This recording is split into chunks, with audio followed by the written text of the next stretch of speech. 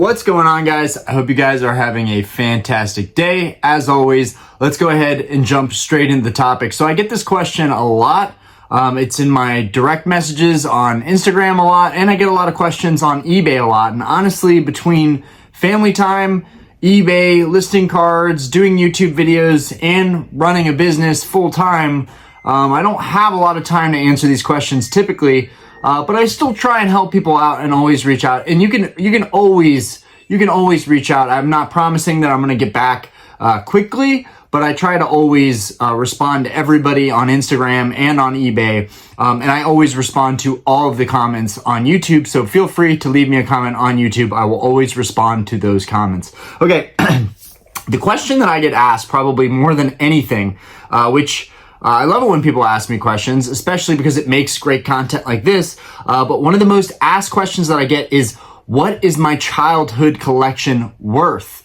And honestly, that's a really tough question to answer based on just photos that people send me of their childhood collections. But for the most part, overall, usually the collections are not worth very much. Okay, and here's why. It's people might think, oh, Ryan, how can you say that? How can you just say that in general, that most people's collections are not going to be worth very much? There, of course, are the outliers out there of people that really took care of their stuff. They took care of their collectibles. Their parents made them take care of their collectibles. And they took pride in their collectibles, and they genuinely just loved their cards so much and their collectibles so much so that they took care of all of their stuff. But the vast majority of people did not take care of their cards. Not only that, the vast majority of people were really not collecting Pokemon cards when first edition was a thing, when base set came out, or when any of the other sets that came after that came out. A lot of people claim that they had first edition cards,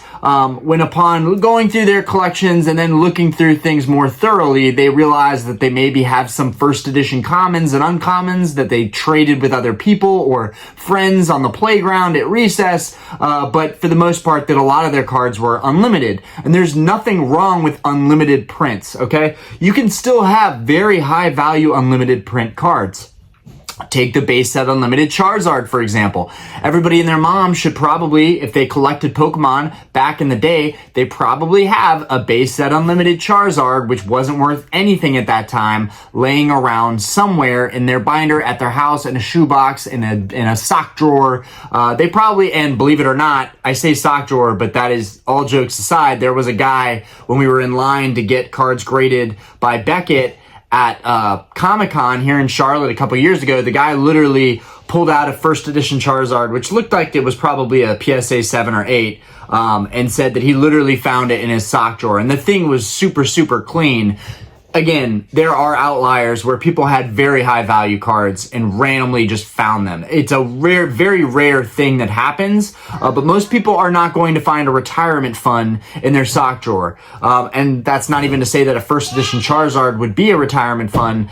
It would have to be a very high grade, a 9 or a 10, and even the 9s right now, I don't think would qualify to be called retirement funds. Around, $15,000 to $20,000. Don't think that would make it a retirement fund by any means. But a PSA 10 Charizard worth around $200,000 or more could definitely be your retirement fund right there. Unfortunately, there are only 123 PSA 10 first edition Charizards out there, so it's very hard for me to believe that people have, epic value locked into their childhood cards. Now, let's go deeper into this. People message me all the time. Sometimes they have some really cool international cards, like cards in German or French, and they're first edition. And guys, don't get me wrong, even though cards can be in other languages, if they're first edition stamped, especially Charizard, someone reached out to me the other day about their collection, and one of the cards that I pointed out to them that could be really worth keeping was a German Charizard, or otherwise known as Glurak, or Glurak. I'm not exactly sure how to pronounce that, but it's still a first edition Charizard with the base set print, not the shadowless print because the internationals did not have that. But it's still a super high value card. And they went off and got that graded and came back a PSA 6, which is another thing. I would not send your childhood cards to get graded because in most cases they are worn down, they're moderately played. You played with them as a kid, and that's what the cards were for, right? When Pokemon came out, people were playing with these cards as kids, trading them on the playgrounds at recess. They were meant to be enjoyed. And so that's why it's hard for me to believe that anybody has like real value locked into their childhood collections. A lot of times we see Unlimited, Jungle, and Fossil, and Base Set, and Team Rocket. And, then occasionally there's people that have the Neo generations or EX series. But really, I don't see a whole lot of people, in my whole time collecting, I have not met a lot of people that had the Neo generations like Neo Genesis, Neo Discovery, Neo Destiny. I don't see Neo Revelation. I don't see a lot of people with those era cards from their childhood. And the people that I have met, which are far and few between, have been collectors pretty much their whole lives. That's the only reason that they had these cards, and they were in such good condition even up to this point. But they've pretty much always been collecting. So, but mostly I see Base Set, Rocket, Jungle, Fossil. And for the most part, those cards really aren't worth very much in unlimited print. Now, interestingly enough, there are awesome errors from Jungle and Fossil. So if you go through your childhood cards, you might have something that's actually very unique and very valuable. But very few people do have cards like that.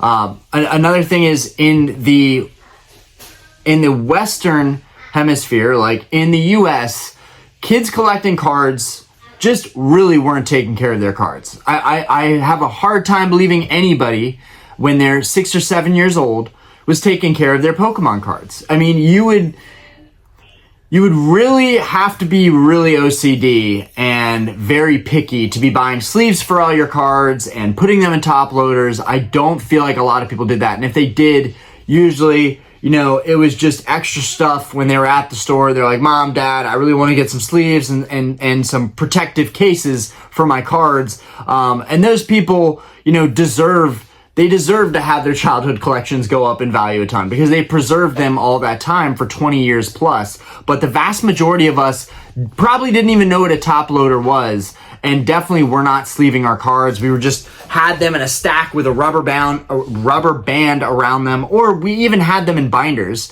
Now, a lot of people had their cards in binders. My childhood collection, which I've never found, but had a bunch of mainly Japanese cards, EX series cards, but mainly Japanese holos because they were super cheap way back when I was a little kid. So that's what I had mostly of. But even my cards I know were in stacks, maybe in a box, and maybe a lot of them in a binder. The problem with that is even cards in binders, they get wear and tear, especially because a lot of us felt like, the whole thing, like now the environment of collecting and the way that we protect and store our cards, we double, triple sleeve them. We put them in the Vault-X binders. We've got this stuff down pat. Some people go the extra mile and they have top loader binders where they put the card in sleeves into a top loader, which, I feel like everybody knows this at this point, but here we go. We got your top loader right here.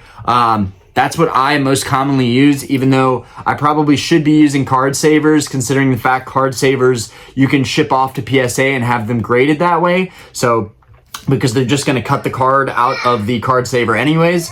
But, myself included, I didn't really protect my cards all that much. In fact, hi, baby. Hi, Aspen. Hi.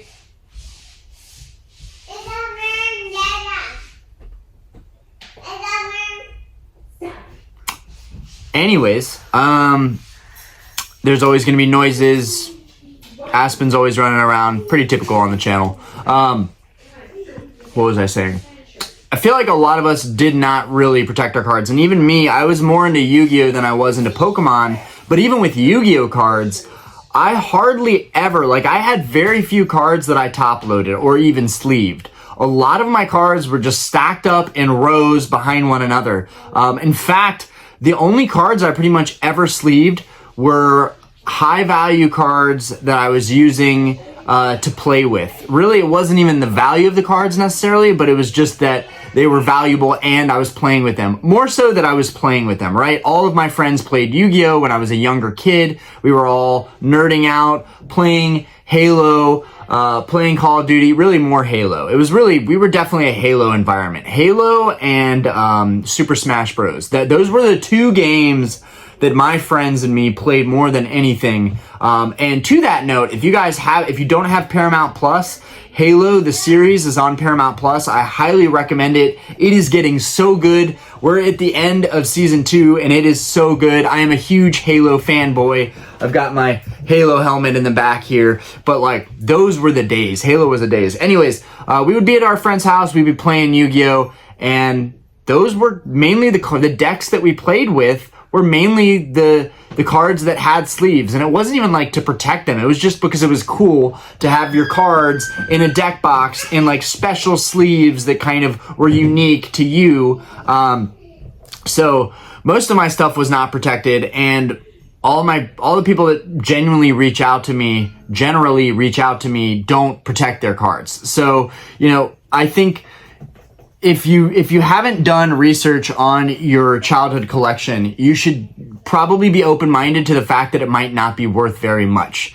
You might have some really high value cards in there, but before you go asking other people or put stuff online to see what you can get for it, I would really do some research on the cards yourself. If you are going through this right now and you're looking through your childhood collection, or you found your childhood collection of cards, whether it be, Digimon, Yu-Gi-Oh, Magic, Pokemon, whatever it is, go through that and really go over the cards that appear more valuable. The good thing is back then, pretty much the only valuable cards were really holographic cards. There wasn't all the variants that we have today, like trainer galleries and Vs and VMAXs and alt arts and alt art Vs and alt art VMAXs. It is never ending. There's so much stuff in the hobby now that I'm glad I got in when the hobby was pretty much modernizing. Sun and Moon was when things really began to modernize, but I would say I got in pretty much when VMAXs, when that was a thing with Sword and Shield, and I've gotten used to it now. But when I first came back into this hobby, it was overwhelming. All the different kinds of cards, different abilities, different playability, all of it was overwhelming. So go through your cards, look through all that stuff, find which ones are more valuable. Maybe you consider grading them. And then a question that I get asked is, should I sell these? And if I do, would it be worth putting it into this? And here's what I have to say to you for that. If you are lucky enough to even find your old school collection, your childhood collection, that's a special thing, guys. Even if it's not worth very much, because a lot of these cards are just battered and beaten and chewed on by dogs, and they bounce around. For me, I had a lot of my Yu-Gi-Oh cards just sitting in the metal Yu-Gi-Oh tins. So a lot of them pretty much got damaged, just like bouncing around. Like, even though there might not be a ton of value there, there's always somebody out there who's willing to pay for that stuff. So you can definitely cash out and put that money into something else. But you also need to keep in mind that stuff has sentimental value, whether you realize it or not. And with anybody finding their childhood cards, I would definitely recommend them to take some time to think about what they want to do. Take some time, like a couple months, to really think about what you want to do. Because even though a lot of that stuff is probably easily replaceable, the memories that go along with it, that sentimental value, the nostalgia there, that's not easily replaceable. And as someone who never found their childhood Pokemon collection, I can tell you right now, I lack closure because I could never find those cards. So I had to restart from scratch everything I wanted to collect, which there's nothing wrong with that. So what? I had to restart from scratch. A lot of people that are coming into the hobby now, their parents, I hear horror stories about their parents throwing their cards away. They move to a different house and all that stuff gets left behind. All kinds of stories. Mom takes the shoebox full of valuable cards to Goodwill. And it is what it is. But for those of you that are able to find your childhood cards, it's definitely worth thinking about it very seriously, whether it's worth it for you to get rid of that stuff. Because, you can always collect other stuff when you become more of an experienced collector. And if you just don't care and you don't feel any attachment to it, then I get it. Like, hey man, I just want to cash out a couple $100 on my old Pokemon cards. I really don't care that much about the hobby. But who's to say that even unlimited cards that were printed heavily, who's to say that those in another 10 years won't be worth a lot more? You know, like today, a lot of unlimited holos are only worth like $5 to $20. A lot of them are. And that's just how it is. It's honestly, it's crazy. Like you can find like moderately played holos of just about anything unlimited for like sub $15, $10, and it's amazing. But one day, even the unlimited cards could very well be worth 30, 40, $50 a pop, in which case it would serve you a lot better to just hang on to them and see what happens with the Pokemon market overall. I'm a vintage fanboy. I will always love vintage probably more than modern cards. That's just me. The artwork is a lot duller. It's a lot more simple, and it's usually hand drawn. That's what I am drawn to. That's what I like most about the hobby. And for me, those cards mean the most. It's probably a nostalgia thing. It's probably a generational thing. But if I found my childhood Pokemon cards, I would not be able to let them go. I have a hard time letting go of other people's collections that I buy. I have a hard time auctioning those cards off and selling them, even to trade up for better stuff. As you guys know, I sold and traded off a ton of cards that I'd accumulated over the last couple years at Collecticon last year in Charlotte. And there was a video that I made not long after where I kind of regretted it. It wasn't about the value or the getting the deal I wanted or upgrading to a nicer card. It was really just, I had memories collecting all of those cards and meeting all the people locally to buy those cards, and it kind of hurt to see them go. And today, I've held on to a good bit of those cards still, because I realized that even though I really want to cash out and I want to sell these cards and get money for them, especially because I bought collections to make money and sell them and keep some of the stuff, for the most part, this stuff is invaluable. It's part of someone else's childhood. You know, it's all about the story. Whenever I buy high-end cards, I always try and ask, what's the story? And sometimes they can't give me a story. Like, I have this guy sitting on the table right in front of me, my Beckett Rayquaza. I look at this card a lot. It's one of my favorite cards. Let's see if we can get the hollow orb in his mouth to pop off. This is one of my favorite things about this card. There it is. There it is. This card just has an absolutely insane hollow orb right in his mouth. And that's why I love this card so much. But when I bought it, I was hoping there'd be some story to the card. And I bought it from Pete at Grogu Loves Cards. And he was just like, it was just a trade-in. Somebody traded it in. I traded them stuff for it. And then I traded my stuff for this card. So sometimes there's just not really a great story to go along with these cards. But it's also very important to me to hear the story behind how people collect these cards. Like, that's fascinating to me.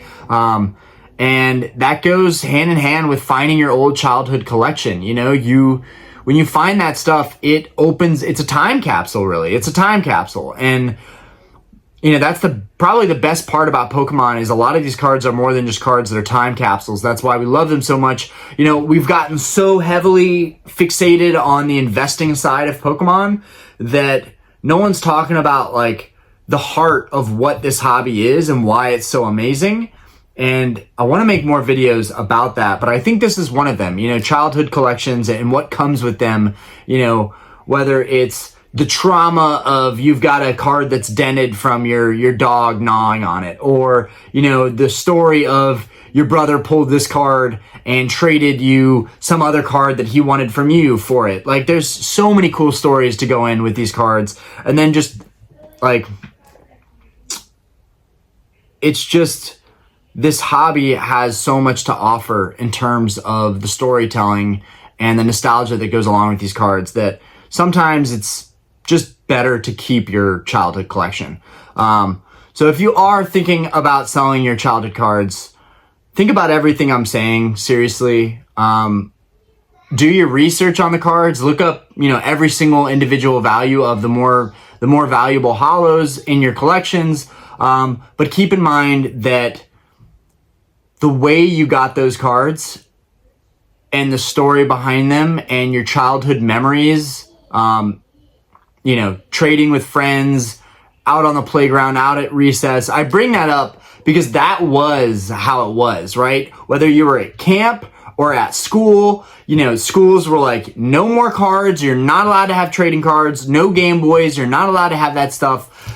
But it felt so good to sneak in some Pokemon cards or your Game Boy when you're going into class or going out to recess. And then, you know, dodging the teachers for fear that they are going to take it away and put it in their desk of like all the random toys and things they confiscate from kids. Like, just the rush from all that. I mean, it's just good times. And you can't get any of that stuff back. So even when you want to sell for money or trade up and get something that you think you'd want more, and to that point, if you're just getting back into the hobby and you found your childhood collection, and you're like, I want to sell all this stuff and I want to get into modern investing and modern alt arts. Maybe you don't care about vintage. Maybe you don't want to sell your childhood stuff to get a vintage card you really want. Maybe you want to sell your childhood stuff so you can put it into modern stuff that's more appealing to you and more appealing to probably the mass majority of people in this hobby now. Just keep in mind that you may regret that decision later on down the line. And so I think it's a good rule of thumb to check this hobby out when you find your cards, whether you want to get back into the hobby or don't really want to get back into the hobby. Check the hobby out. See if there's anything else that might appeal to you, but then take some time, whether it be days, weeks, months, take some time to just sit with your collection and enjoy it. And that, I think, is going to be for another video, just enjoying, you know, me maybe going a little bit more in depth on, we have to enjoy what we have. Otherwise, we're always looking towards the next thing, right? That's why I have this Rayquaza out in front of me, because I'm like, dude, this is a sick card. This is a sick card. You are lucky to own this card and you should enjoy it. And oftentimes I don't. I'm always thinking about like, what's coming next. That's why I have these cards on display. So I look at them every day and go, that is sick. You know, like that's like the pinnacle of what I could want for my collecting journey. But oftentimes we're always, you know, on to the next thing. So even if you sold your childhood stuff, you'll probably never be happy, right? There's always going to be somebody with a better card, with a higher value card, with a better collection. You're always going to feel one-upped. I always feel one-upped. There are so many collectors that I look up to, so many big names that I look up to in this hobby that just have insane collections, and I aspire to that. And, you know, sometimes that's really, really toxic. Sometimes you really have to just enjoy what you have. And so when you find all those old cards in your shoebox, in the attic, in your garage, in the basement, your parents were smart enough to not throw them out. My mom, God bless her, she always kept my toys and things. Like no matter how much I grew out of stuff and was like, just toss that, just give that away. I don't want that anymore. That's embarrassing. I don't collect that anymore. I don't play with that anymore. God bless her, because she knew that someday I'd probably come back to all of it. And now I know that for my daughter, Aspen, you know, all of her toys and things, we pretty much trash bag and not throwing it in the garbage. We put all the stuff basically in a trash bag and then put that in the garage, because one day, you know, whether she wants it or not, she'll be able to look through all that stuff and be like, wow, I either don't remember any of this, or wow, this toy gave me a lot of fantastic, amazing memories. And that's another point of this video, is maybe your childhood collection, you shouldn't be asking what it's worth money-wise. You should be asking what it's worth to you, and the value it has, you know, sentimentally, intrinsically to you, in terms of like being the time capsule that it is and the memories that come along with those things. Anyways, I think you guys get the premise of the video. Most people's collections are not going to be worth much, especially here in the US. I just think kids here just did not take care of their stuff. But at the same time, you know, there could be outliers in people's collection. There could be really valuable stuff like a first edition Charizard, or just something unlimited or first edition, but it's just rare and hard to find in a really, really mint condition. You know, of course, there's cards from the E-series, which did not have first edition. The E-reader series ended first edition. So some of my favorite sets that are right behind me right here, Skyrage, Aquapolis, Expedition, kids could have been a part of the EX, the E-reader series, and had those cards, and that continued with the EX series, but people could have had those cards, and if they're in mint condition, they could be worth a lot of money. Not life-changing money, I wouldn't say, but there are some outliers. People could have some real value, but the mass majority of people don't, and that kind of doesn't even matter that much. It's an amazing thing. I am always jealous of people that are able to uncover their childhood Pokemon card collections. That is such a special thing, such a cool thing. And if you guys have any cool childhood memory stories that you want to share, feel free to leave a comment. I love reading that stuff. It makes my day. It's fun hearing about other people's experiences in the hobby and whatnot. So anyways, I managed to make it a short video, guys. Peace. And we are definitely going to hit our 5,000 subscriber goal. So I look forward to, on Wednesday, opening up one of these heavy base set packs. We are definitely doing that. This upcoming Wednesday, we will be opening a heavy base set pack because I am very confident that we're going to hit 5,000 subs by next Wednesday. We jumped like 30 last night, so that was dope. Anyways, peace out, guys. Have a great day. And if you want to hear any videos or have any topics or ideas, let me know. I read every single comment. I respond to every single comment. That stuff helps me as a creator. And sometimes I don't even think of certain things people bring up. Anyways, peace out. And somebody did mention me doing a video on the vault. We will do a video on the vault. I will talk more in depth about the vault and why you should be using it and taking full advantage of it if you're buying cards on eBay. Anyways, peace out, guys.